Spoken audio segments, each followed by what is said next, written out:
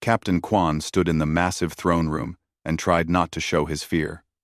The room was bigger than any building he had ever seen on Earth.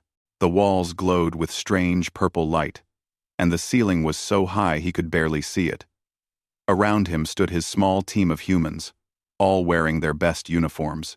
They looked tiny compared to the aliens that surrounded them. The Velthian Empire had called Earth to this meeting. Nobody asked humans if they wanted to come. The aliens just appeared in Earth's orbit one day with hundreds of ships. Their message was simple: come talk, or we will make you come. Earth's leaders had no choice. They sent Quan and his team. Now Quan looked at the creatures sitting on the high platform in front of him. The Velthians were tall, maybe 3 meters high. They had smooth gray skin that seemed to shift colors in the light. Each one had 3 eyes, arranged in a triangle on their face. Their hands had too many fingers. Everything about them screamed, dangerous, but the most dangerous one was clearly their queen. She sat on a throne made of some black metal that seemed to drink the light around it. She was bigger than the others, and she wore a crown that floated above her head without touching it. When she looked at the humans, Quan felt like she could see right through him. Humans of Earth. The queen's voice boomed through the room. Somehow, Quan could understand her perfectly. The translation device in his ear was working. I am Queen Vexera, ruler of the Velthian Empire. We have brought you here to discuss your future. Quan stepped forward. His team had chosen him to speak for all of them. He was a soldier, not a diplomat. But Earth had sent soldiers for a reason. Everyone knew this was not really a negotiation. Your Majesty, Quan said, trying to keep his voice steady. Earth is honored to meet you. We hope we can find a peaceful solution that works for both our peoples. Queen Vexera made a sound that might have been a laugh. Peaceful. Yes. We are offering you peace, Captain. Let me show you what that looks like. She waved one long-fingered hand. The air in front of Quan suddenly filled with images. He saw planets, hundreds of them, and he saw aliens of every type he could imagine. Some looked like insects. Some looked like they were made of water. Some looked almost human. And some looked like nightmares. These are the civilizations we have integrated into our empire, Vexera explained. 547 species. All of them now live in peace under our rule. They have no more wars, no more suffering. They simply obey, and we protect them. Quan watched as the images showed armies surrendering. He saw alien leaders bowing down. He saw entire planets accepting Velthian rule without fighting. The message was clear. Everyone surrenders to the Velthian Empire. You see how simple it is? Vexera continued. We will give you 6 hours to contact your leaders on Earth. They will accept our terms. You will become part of the Empire. You will give us your weapons, your military bases, your government authority. In return, we will not destroy you. The throne room went quiet. Quan could hear his own heart beating. Behind him, he heard Yuna, their science officer, take a sharp breath. Teho, their security chief, shifted his weight like he was getting ready for a fight he knew he could not win. Hana, their communications expert, was probably already thinking about how to report this disaster to Earth. 6 hours. That was all the time Earth had to give up everything or face complete destruction. Quan thought about his home. He thought about his family. He thought about every human who ever lived and died fighting for freedom. 6 hours to throw all of that away. The Queen was still talking. No species has ever refused our mercy and survived. You are a young race. You have barely left your own planet. Do not be foolish. Accept the inevitable with grace. That last word hit Quan wrong. Grace. Like humans should be grateful for the chance to become slaves. He felt anger rising in his chest. He knew he should stay quiet. He knew he should just bow and say, "Yes, Your Majesty," and let Earth's leaders figure out what to do. But the words came out before he could stop them. He muttered in Korean, speaking to his own team but not really thinking about the words. That's because none of them were stubborn enough to be human. The translation matrix caught it. Quan realized his mistake immediately. The device in his ear that let him understand Velthian worked both ways. It translated his Korean into their language. Every alien in the room heard what he said. The throne room became very, very quiet. All three of Queen Vexara's eyes focused on Quan like laser beams. The other Velthians made clicking sounds that might have been surprise or anger or maybe amusement. Quan felt his team tense up behind him. Taeho's hand probably moved closer to his weapon, even though they all knew their guns would be useless here. "Captain," the Queen said slowly. Her voice was softer now but somehow more dangerous. "Did you just suggest that your species would refuse our offer?" Quan knew he had made a terrible mistake. But he also knew lying would be worse. These aliens had conquered hundreds of worlds. They could probably tell when someone was lying, so he decided to tell the truth, even if it got him killed. "Your Majesty, with all respect," he said carefully. "Humans have a bad history with ultimatums. We don't respond well to threats. We tend to take them very personally." For a long moment, nobody moved. Then the Velthians around the throne started making those clicking sounds again, louder this time. It sounded like they were laughing at him. Or maybe they were angry. Quan could not tell the difference. But Queen Vexara raised one hand, and the room went silent again. She stood up from her throne. Even from far away, Quan could tell she was studying him with those strange, 3 eyes. She looked at him for what felt like forever. Then she spoke, and her words surprised everyone in the room. "Fascinating," she said. "Captain Quan, I wish to speak with you. Privately. Immediately." Before Quan could respond, Velthian guards moved forward. They did not touch him, but they made it clear he should follow them. Quan looked back at his team. Yuna looked worried. Taeho looked ready to fight. Hana looked confused. Quan gave them a small nod, trying to tell them it would be okay. He did not believe it himself, but he had to try. Then he turned and followed the guards, walking away from his team and toward whatever the alien queen wanted with him. Behind him, he heard Yuna whisper, "What just happened?" Quan wondered the same thing. He had spoken without thinking, and now an alien queen wanted a private conversation. This was either going to save humanity or doom it completely. He would find out very soon which one it would be. The guards led Quan through long hallways that seemed to be made of crystal. He could see stars through the walls, reminding him that he was on a ship floating in space, far from Earth. His boots made soft sounds on the smooth floor. The guards did not speak. They just walked ahead of him, their tall shapes blocking most of his view. Finally, they stopped at a large door that opened without anyone touching it. The guards gestured for Quan to enter, but they did not follow him inside. The door closed behind him with a soft sound, and he was alone. No, not alone.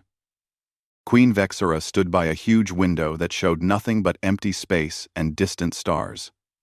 This room was different from the throne room. It was smaller, quieter. The walls were clear like glass, making Quan feel like he was floating in space itself. There was no throne here, just a few strange chairs and what looked like a table. "Sit, Captain," Vexara said without turning around. Quan did not want to sit, but refusing seemed like a bad idea. He moved to one of the chairs and lowered himself into it carefully. The chair adjusted itself to fit his body, which was strange and uncomfortable. He kept his back straight, and his hands where the queen could see them. Vexara finally turned to face him. In the quieter light of this room, she looked different. Less terrifying, maybe. Or perhaps just tired. Did aliens get tired? Quan had no idea. "You expected threats," Vexara said. "It was not a question. You thought I would torture you for your disrespect, or kill you as an example to your people." "The thought crossed my mind, Your Majesty," Quan admitted. To his surprise, Vexara made a sound like a sigh. She walked to another chair and sat down across from him. The queen of an empire that controlled hundreds of worlds, just sat down like a normal person. This confused Quan more than anything else that had happened today. "I want to tell you something that very few beings know," Vexara began. "Something I have never told any species before their integration into our empire. But you said something in that throne room that makes me think you might understand." Quan stayed quiet and waited. His training as a soldier told him to listen more than talk when dealing with unknown situations. 3,000 years, Vexara said. "That is how long I have ruled. That is how long the Velthian Empire has existed. Do you know how many times in those 3,000 years a species has suggested they might refuse our offer?" "I'm guessing not often," Quan said. "Never. Not once. Not even a hint of defiance." Vexara's three eyes looked sad somehow. "They see our ships. They see our power. They calculate their chances. And they surrender before we even finish speaking. Every single time." "Then why do it?" Quan asked. "If they all surrender anyway, why make threats? Why not just ask them to join?" "Because asking implies they have a choice," Vexara said. "And if they have a choice, some might choose wrong. At least, that is what I used to believe." She stood up and walked to a wall. She touched it with one long finger. And suddenly the wall filled with images. But these were not like the pictures in the throne room. These showed something that made Quan's blood run cold. He saw ships. Millions of them. They looked like insects, all connected in a massive swarm that filled entire star systems. They were black and red, and they moved together like one living thing. And everywhere they went, planets died. Civilizations ended. Nothing remained but empty rocks floating in dead space. "We call them the Devourer Swarm," Vexara explained quietly. "They came to our home galaxy 5,000 years ago. We were young then, proud. We thought we could fight them. We thought our technology and our courage would be enough." "What happened?" Quan asked. "We lost. Our entire galaxy lost. Every species, every world, every hope we had. The swarm consumed everything. They do not negotiate. They do not accept surrender. They just eat and eat and eat until nothing remains." Vexara's voice was full of old pain. "Those of us who escaped came to this galaxy. We swore we would never be helpless again. We would build an empire strong enough to fight the swarm if it ever found us here." Quan began to understand. "That's why you conquer everyone. You're preparing for a war. None trusts. Yes.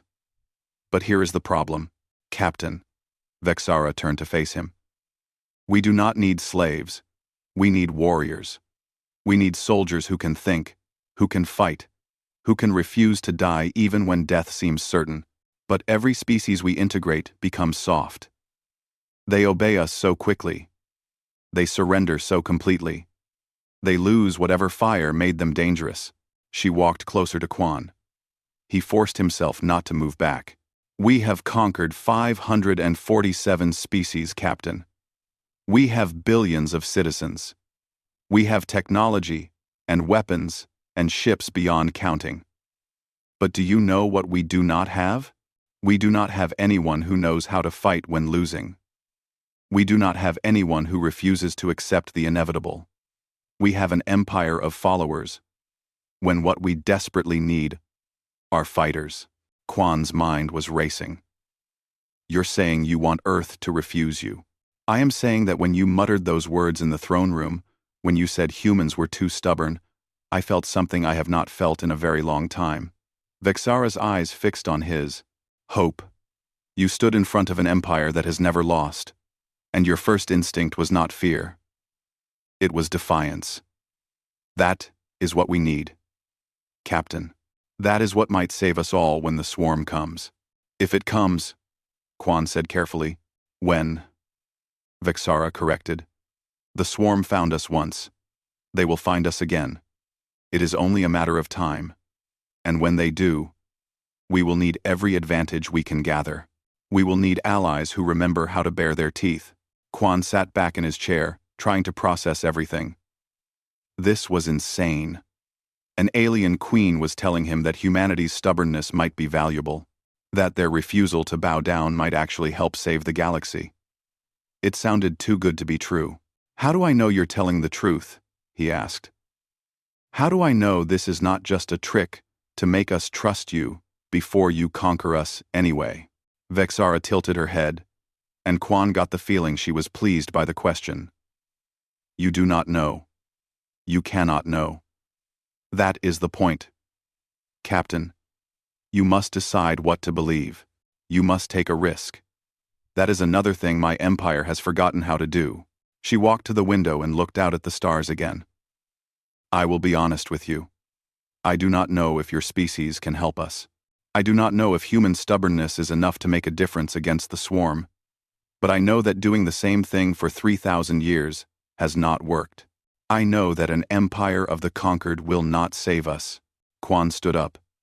His legs felt shaky, but he made himself walk to stand beside the queen. Together, they looked out at the endless stars. "What do you want from us?" he asked. "I want you to prove me right," Vexara said simply. "I want you to show me that humans are different. I want you to demonstrate that your species has something my empire lacks. I want you to give me a reason to offer Earth something I have never offered anyone before." "What's that?" "Partnership. Not surrender. Not integration. True alliance between equals." Vexara turned to look at him. "But I cannot simply give that to you, Captain. My advisors would never accept it. The other species would rebel if they thought surrender was not necessary. You must earn it. You must prove that humans are worth treating as equals." Quan thought about his team waiting in the throne room. He thought about Earth, with its 6-hour deadline. He thought about all the risks and all the possibilities. "How?" he asked. Vexara's mandibles moved in what might have been a smile. "I will give you a problem. An impossible problem that my empire has worked on for 3,000 years without solving it. A problem related to fighting the swarm. If you can solve it in 1 week, I will believe that humans truly are different. I will offer Earth the alliance I mentioned. If you cannot solve it, Earth will integrate like all the others." 1 week to solve a 3,000-year-old problem, Quan said. "That seems impossible." "It is impossible. That is why it is a fair test." Vexara walked toward the door. "Return to your team, Captain. Tell them what I have told you. Contact Earth. Discuss this with your leaders. You have until tomorrow to decide if you will accept my challenge. If you refuse, we will return to the original 6-hour deadline." The door opened. The guards waited outside to take Quan back. "Captain," Vexara said as he started to leave, "I hope you say yes. I have not hoped for anything in a very long time. It is a strange feeling." Quan walked out of the room, his mind full of impossible choices and dangerous hopes. When Quan returned to the throne room, his team rushed to him. Yuna grabbed his arm, checking him for injuries. Teho positioned himself between Quan and the nearest guards. Hana looked at his face, trying to read what had happened. "I'm fine," Quan said quietly. "But we need to talk. Privately."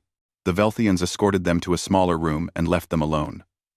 Quan guessed the room was probably full of listening devices, but it did not matter. What he had to say would not be a secret for long anyway. He told them everything. About the Devourer swarm. About Queen Vexara's real reason for building an empire. About the challenge she had offered. His team listened in silence, their faces showing different emotions. Doubt. Fear. Confusion. Hope. When he finished, Yuna spoke first. "It could be a lie. An elaborate story. To make us lower our guard. Make us trust them, then conquer us when we are not ready." "I thought about that," Quan said. "But what would be the point? They already have us. They have Earth surrounded by hundreds of warships. If they wanted to conquer us, they could do it right now. Why make up a complicated story?" "To make the conquest easier," Teho suggested, Maybe they want us to surrender willingly, instead of fighting. Less damage to their ships. Less resources wasted. Hana shook her head. I studied the Queen's body language during the first meeting. I watched how she moved, how she spoke. Then when Captain Quan came back, I watched him. I've been trained to spot lies. She looked at Quan. You believe her. You truly believe what she told you. Quan nodded slowly. I do. I can't explain why. But yes, I think she's telling the truth. Or at least, she believes what she's saying is true. So what do we do? Yuna asked. We have until tomorrow to decide. Do we accept her challenge, or do we refuse and go back to the 6-hour deadline? Taeho crossed his arms. What's the challenge exactly? What problem did she give us? She said she'll explain the details if we accept. But it's related to fighting the swarm. Something they've been trying to solve for 3,000 years. We get 1 week. 1 week to solve what they couldn't solve in 3,000 years, Yuna said flatly. That's not just difficult. That's actually impossible. Maybe, Quan said. But think about it. We're different from every species they've conquered. We don't think like them. We don't approach problems the same way. Maybe that's exactly what they need. They argued for hours. Yuna worried about the danger. Taeho questioned the logic. Hana tried to calculate the odds. But in the end, they all reached the same conclusion. They had no real choice. The 6-hour deadline meant certain conquest. The 1-week challenge, at least, gave them a chance. Quan contacted Queen Vexera. We accept your challenge. The next morning, they met in a different room. This one was filled with technology Quan could not begin to understand. Screens floated in the air showing star maps and battle formations. Queen Vexera stood at the center with several of her advisors around her. You have made a brave choice, Vexera said. Now let me show you the problem. She activated a large display. Quan and his team watched as a simulation began. It showed a fleet of Velthian ships, thousands of them, arranged in a defensive formation around a planet. The ships were organized perfectly, each one supporting the others in a complex web of overlapping fire zones and shield coverage. Then the swarm appeared. At first, it was just a few red dots on the edge of the screen. But those dots multiplied rapidly. Hundreds became thousands. Thousands became millions. The swarm ships moved together like a school of fish or a flock of birds, all thinking with one mind. They flowed around the Velthian defenses like water, finding every weak point, exploiting every gap. The Velthian fleet fought back.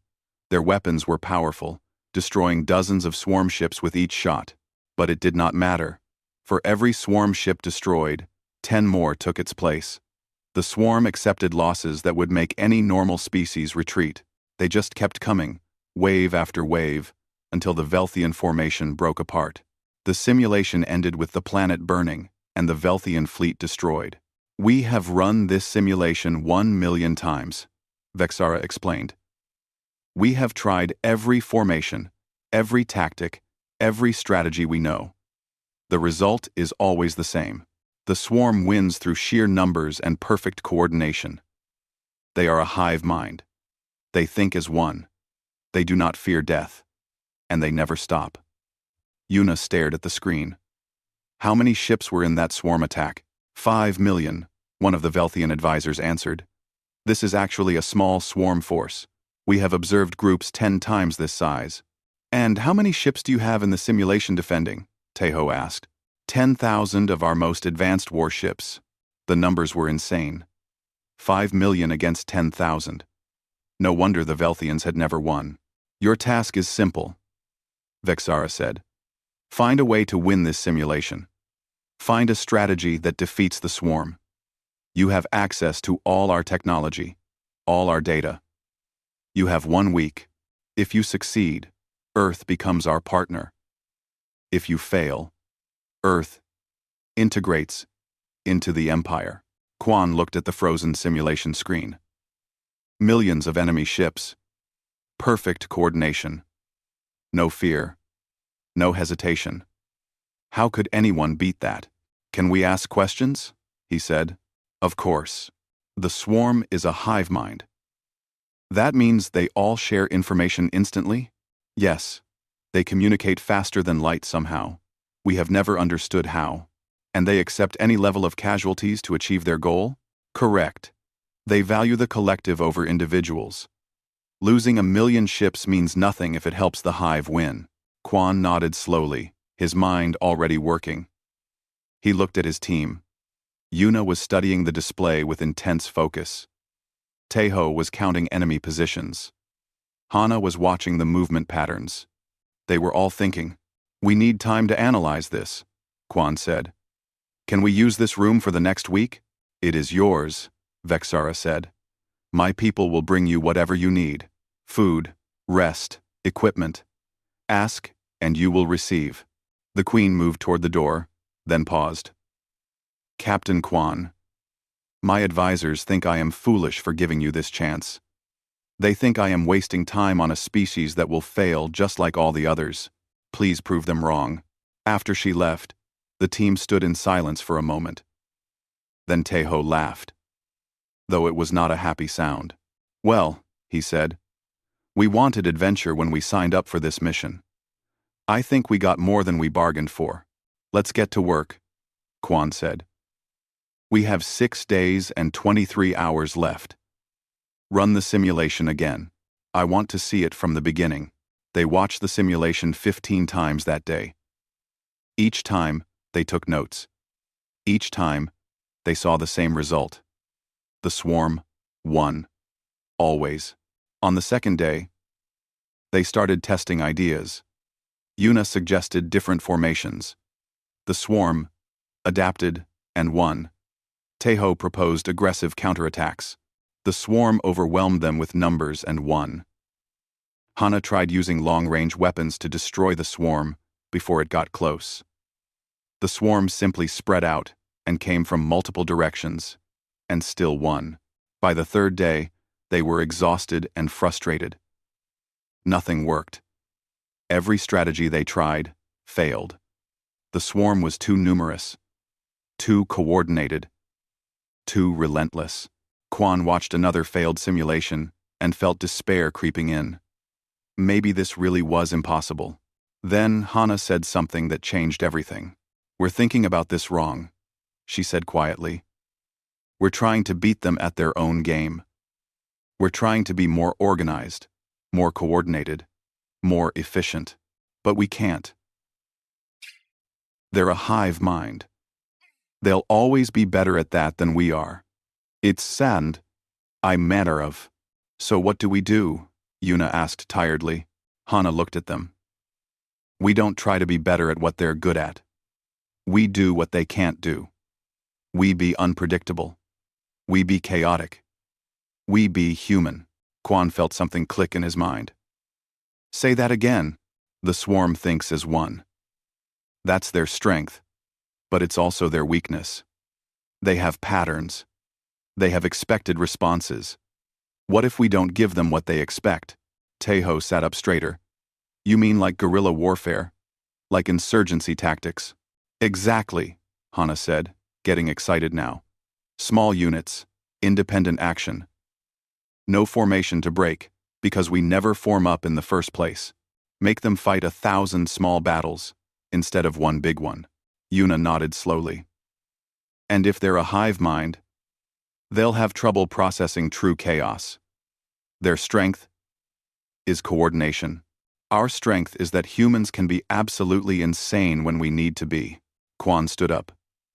Let's test it. Run a new simulation. But this time, we're not going to play by their rules. They worked through the night, designing something the Velthians had never tried. Not because it was too advanced. Because it was too crazy. Too chaotic. Too human. By morning, they were ready to show Queen Vexara what humanity could do. Queen Vexara entered the simulation room with her entire High Council. Word had spread through the ship that the humans were ready to present their solution. Quan guessed that most of the Velthians expected to watch the humans fail. They probably saw this as entertainment, watching a young species try and fail to do what an ancient empire could not. Good. Let them think that. Quan stood at the center of the room with his team beside him. None of them had slept much in the past week, but their eyes were sharp. They knew what they had. They knew it would work. The question was whether the Velthians would understand what they were seeing. Your Majesty, Quan said with a small bow. We're ready to show you our strategy. Vexara took her position where she could see the main display clearly. Her advisors arranged themselves around her. Quan noticed that several of them were making clicking sounds that probably meant they were amused. One of them, a tall Velthian with dark gray skin, spoke up. Captain, we appreciate your efforts. But you must understand that our greatest military minds have worked on this problem for thousands of years. Perhaps it would be better to simply accept that some problems have no solution. Maybe, Quan said. Or maybe you've been looking at it wrong this whole time. Shall we begin? Vexara gestured her approval. Yuna activated the simulation. The display showed the same setup as before. A planet that needed defending. The swarm approaching from deep space. But this time, the human fleet was arranged differently. Actually, it was not arranged at all. The 10,000 ships were scattered randomly across a huge area of space. There was no formation, no defensive line, no coordinated positioning. The Velthian advisors immediately began making confused sounds. This is chaos, one of them said. Where is your strategy? Watch, Quan said calmly. The swarm entered the simulation. 5 million ships, moving in their perfect, coordinated wave. The hive mind saw the scattered human fleet, and did what it always did. It analyzed the positions, calculated the optimal attack pattern, and flowed forward to overwhelm the nearest ships. That was when things got strange. The human ships nearest to the swarm did not try to fight. They did not form up to create a defensive position. They just ran away, but not together. Each ship went in a completely different direction. Some went up, some went down. Some accelerated toward the planet. Some flew right at the swarm. The swarm hesitated, only for a microsecond, but Quan saw it. The hive mind was trying to calculate which ships to chase. In that tiny moment of confusion, several human ships that had been playing dead suddenly powered up right in the middle of the swarm formation. They were not dead. They had been hiding. These ships did not try to fight the swarm. Instead, they activated what Tejo had called the noisemakers. They broadcast thousands of false signals in every direction. Fake ships, fake weapons, fake everything. The signals were designed to confuse sensors and communication systems. For a hive mind that relied on perfect information, it was like suddenly going blind and deaf at the same time. The swarm reacted, trying to filter out the false signals. But while it was distracted, more human ships appeared from different directions. These ones carried what Yuna had designed based on studying the swarm's biology. Not weapons, viruses. Computer viruses that infected the swarm's communication network. The swarm started receiving contradictory orders. Parts of it thought other parts were enemies. Small groups began attacking each other, confused by the corrupted data flowing through their hive mind. Vexara leaned forward, her 3 eyes wide. What are you doing? Psychological warfare, Hana answered. Or as close as you can get with a hive mind. We're making them fight themselves. The simulation continued. The swarm tried to adapt, to filter out the confusion. And it did, slowly regaining control. But by then, the human ships had executed the second phase of the plan. Every ship that had run away earlier was now coming back. But they were not coming back to fight. They were coming back to die. Tejo had called this part the Kamikaze Protocol, named after old Earth pilots who flew their planes into enemy ships on purpose. The returning ships were loaded with nuclear weapons. They flew straight into the now clustered swarm formations and detonated. The explosions were massive. Thousands of swarm ships died in each blast, But the humans lost ships too. Lots of them. The fleet that started with 10,000 ships was now down to 7,000. "You are sacrificing your own forces," one of the Velthian advisors said, sounding shocked. "This is madness." "No," Quan said. "This is war. Real war. The kind where you accept losses to achieve your objective." The swarm was reeling now, its numbers reduced by half. But it still had more ships than the humans. It began to reorganize, spreading out to avoid the nuclear attacks. This was exactly what Yuna had predicted. "Phase 3, she said quietly. The remaining human ships changed tactics again. They formed into small groups of 3 or 4 ships each. Each group acted independently, attacking different parts of the swarm. There was no coordination between groups, no overall battle plan. Each small unit just found a target and attacked it with everything they had. The swarm tried to respond, but responding to one coordinated attack was easy for a hive mind. Responding to hundreds of small, independent attacks happening simultaneously was exponentially harder. The hive mind could not prioritize. Every target seemed equally important. Every attack demanded attention. It was chaos. Beautiful, effective chaos. The human ships did not fight like soldiers. They fought like pirates, like guerrilla fighters, like desperate survivors who refused to die quietly. Some groups used hit-and-run tactics. Others held position and fought to the last ship. Some groups even retreated, making the swarm think they were winning, only to circle back and attack from behind. There was no pattern, no logic, just controlled madness. The simulation tracked the losses. Human fleet down to 5,000 ships, then 4,000, then 3,000. But every human ship that died took dozens of swarm ships with it. The swarm's numbers dropped rapidly. 4 million, 3 million, 2 million. The Velthian throne room was absolutely silent except for the sounds of the simulation. Every advisor was focused on the display, watching something they had never seen before. Humans losing battle after battle but somehow still winning the war. When the human fleet dropped to 2,000 ships, Quan activated the final phase personally. Every remaining ship received the same simple order: survive. The battle changed again.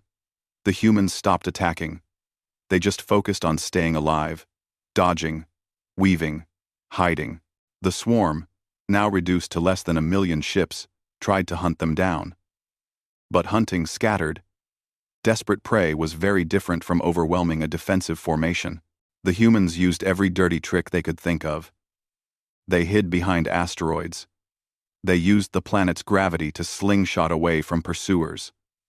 They even used the destroyed remains of other ships as cover. It was not elegant. It was not honorable. But it worked. Slowly, the swarm numbers kept dropping. The viruses Yuna had introduced were still in their system, still causing confusion. The false signals still made them hesitate. And every time the swarm gathered to make a coordinated attack, a few human ships would appear and disrupt them again. Finally, the simulation reached its conclusion. The human fleet was down to only 283 ships, less than 3% of what they started with. But the swarm was completely destroyed. 0 ships remaining. The planet was safe.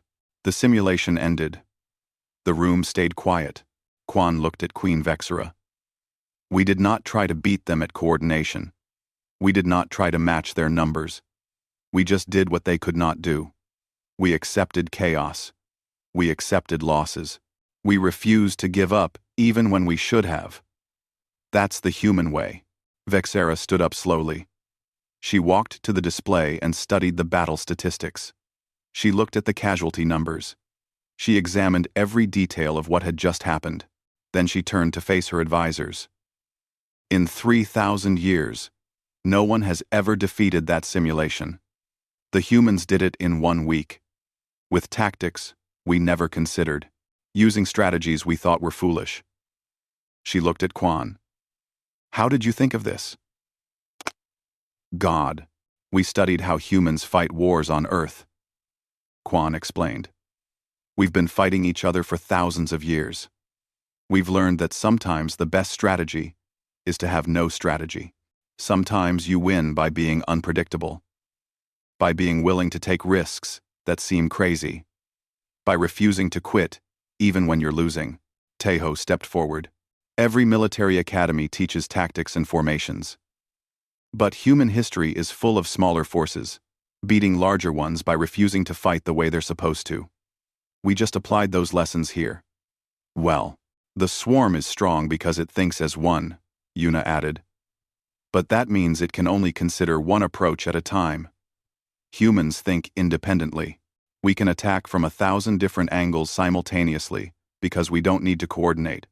We just need a common goal and the freedom to achieve it however we want. Hana finished the explanation.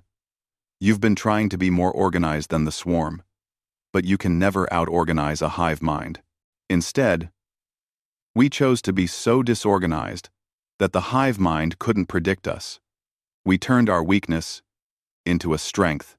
One of the Velthian advisors, the dark gray one who had been skeptical before, spoke up. This is brilliant.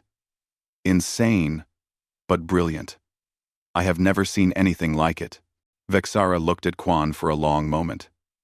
Then she did something that shocked everyone in the room. She bowed to him. A small bow, but a bow nonetheless. A queen bowing to a human captain. You have proven me right, she said. Humans are different. You are exactly what we needed. 2 days later, Quan stood in the throne room again, but this time, everything was different. He was not standing as a defeated captain, waiting for his planet's surrender. He was standing as Earth's representative, about to witness something that had never happened before in the 3,000-year history of the Velthian Empire. The room was packed with Velthians. Not just the High Council, but hundreds of others. Military commanders, scientists, diplomats. They all wanted to see this moment. Word of the humans' victory in the simulation had spread through the entire fleet. Everyone knew something important was about to happen. Queen Vexara sat on her throne, but her posture was different, less threatening, more open. Beside Quan stood Yuna, Tejo, and Hana. They had cleaned up and put on fresh uniforms, but they still looked tired. It had been an exhausting week. People of the Velthian Empire, Vexara began, her voice carrying through the massive room. For 3,000 years, we have built our civilization on a simple principle. We conquer. We integrate. We protect. Every species that joins us surrenders their independence in exchange for our strength. 547 times. This has been our way. She paused, letting the silence build. Today, we begin something new. Today, we offer Earth, not conquest, but partnership. Not integration, but alliance. Humans will remain independent. They will govern themselves. They will keep their weapons and their military. But they will fight beside us, as equals, when the time comes. The room erupted in clicking and chittering sounds. Some Velthians sounded shocked. Others sounded angry. A few sounded approving. Vexara raised her hand, and the noise stopped. I know this is unprecedented, she continued. I know some of you question this decision. So let me be clear about why this is necessary. The humans defeated a simulation that we could not solve in 3,000 years. They did it in 1 week. They showed us tactics we never imagined. They demonstrated a way of thinking that might be the key to our survival when the swarm returns. She stood up from her throne. But more than that, they showed us something we had forgotten. They showed us what it looks like to fight without fear, to take risks, to be unpredictable. These are not qualities that come from obedience. They come from freedom, from independence, from the refusal to bow down. Vexara walked down the steps and approached Quan. She extended her hand in the human gesture of greeting that Hana had taught her staff. Quan took it, and they shook hands. An alien queen and a human captain, making peace not through submission but through respect. Captain Quan, Vexara said formally. On behalf of the Velthian Empire, I offer Earth a treaty of alliance. We will share our technology with you. We will help you build ships and weapons. We will train your soldiers and learn from them. And when the swarm comes, we will fight side by side as partners. Do you accept? Quan had already discussed this with Earth's leaders through long-distance communication. They had debated for hours. Some wanted to refuse, fearing it was still a trap. Others wanted to accept but negotiate for better terms. In the end, they had given Quan the authority to decide. On behalf of Earth and humanity, Quan said clearly, we accept your alliance. We will be your partners. We will share what we know. And when the swarm comes, we will fight together. The room exploded with sound again. But this time, Vexara did not quiet them. She let her people react, let them process what had just happened. History had been made, but Vexara was not done. There is more, she announced. I am issuing a new decree. Effective immediately. I want human military advisors assigned to every major Velthian fleet. I want human tactics taught at our war colleges. I want human commanders given positions of authority throughout our military structure. One of her advisors stepped forward, looking concerned. Your Majesty, with respect, is that wise? Humans are effective. Yes. But they are also unpredictable. Dangerous. What if they turn on us? Then we will deal with that when it happens, Vexara said firmly. But I would rather have dangerous allies than safe servants. The swarm does not fear safety. It will fear danger. She turned back to Quan. I have one more request. I want you personally to lead a special training program. You and your team will teach selected Velthian officers how to think like humans. How to be unpredictable. How to take risks. Can you do this? Quan glanced at his team. Yuna looked excited. Teho looked ready for the challenge. Hana nodded her approval. He turned back to the Queen. We can do that, Your Majesty. But I have to warn you. Learning to think like a human means learning to question orders sometimes.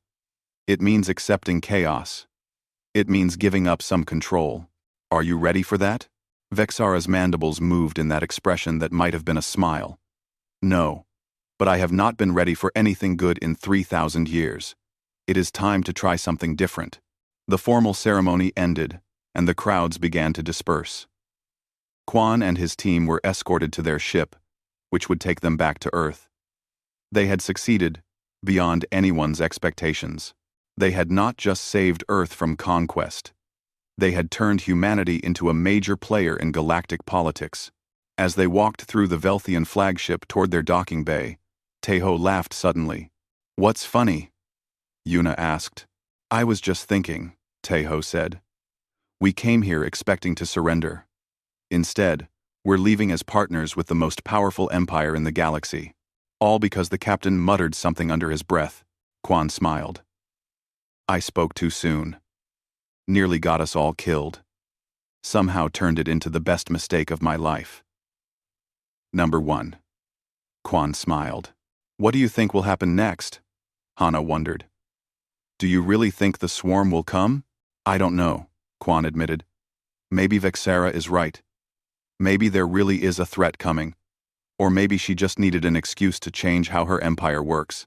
Either way, humanity is in a better position now than we were a week ago. They reached their ship and prepared to depart. But before they boarded, a Velthian messenger approached with a final message from the Queen. Her Majesty wants you to know, the messenger said, that she has not felt hope in a very long time. She says to thank you for reminding her what it feels like. Quan took the message and climbed aboard the ship. As they pulled away from the massive Velthian flagship, he looked out the window at the fleet around them. Hundreds of alien ships, each one more powerful than anything Earth could build. But now, they were not enemies. They were allies. "Computer," Quan said to the ship's AI, "send a message to Earth. Tell them we're coming home. Tell them we have a lot of work to do. And tell them to start building more ships. We're going to need them." As Earth appeared in the distance, beautiful and blue and home, Yuna sat down next to Quan. "Do you think we can really teach them?" she asked. "The Velthians have been doing things their way for 3,000 years.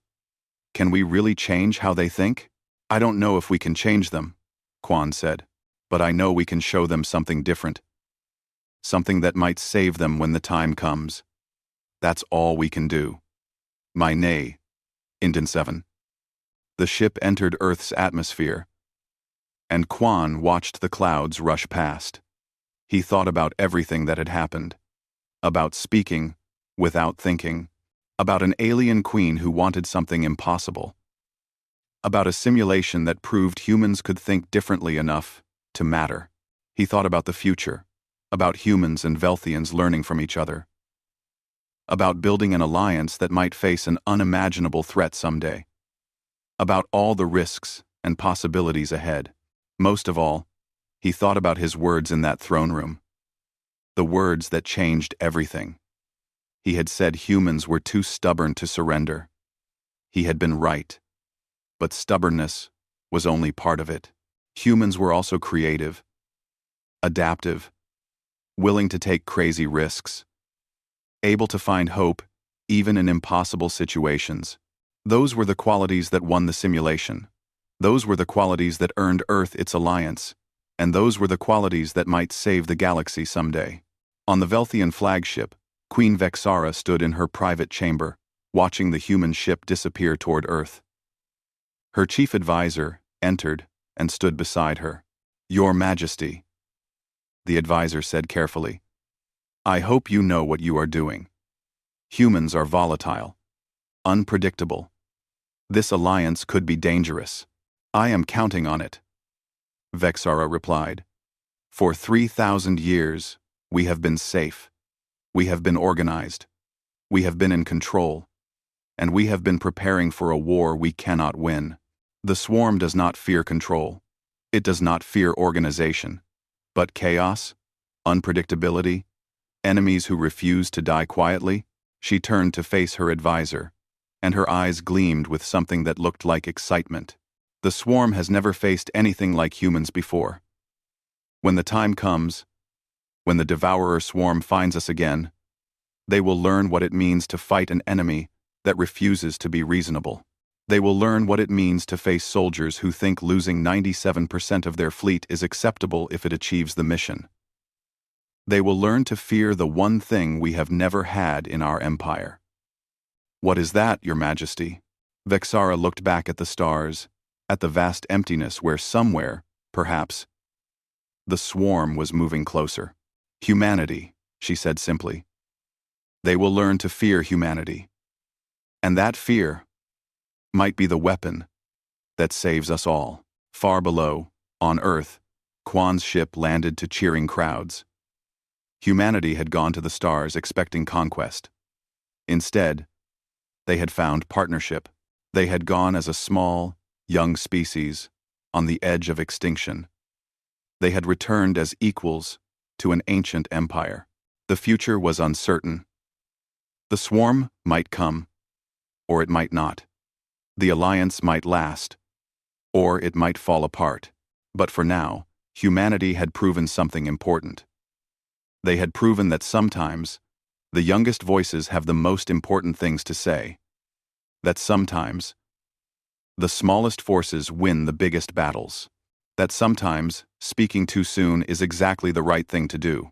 And somewhere, in the vast darkness between stars, in a place where light could not reach, something ancient and hungry continued its slow journey toward the galaxy.